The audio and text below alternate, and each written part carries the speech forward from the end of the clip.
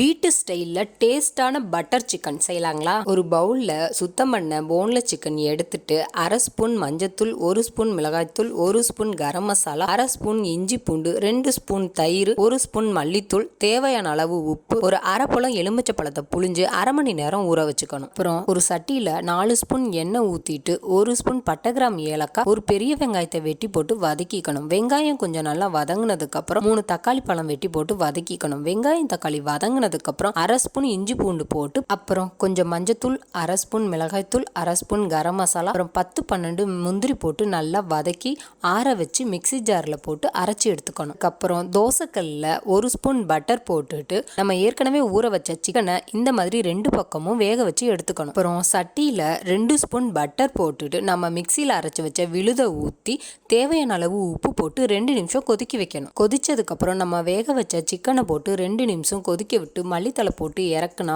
டேஸ்டான butter chicken ready. நம்ம video பிடிச்சிருந்தா லைக் பண்ணுங்கள், ஷேர் பண்ணுங்கள், சப்ஸ்கிரைப் பண்ணுங்கள். தேங்க்யூ.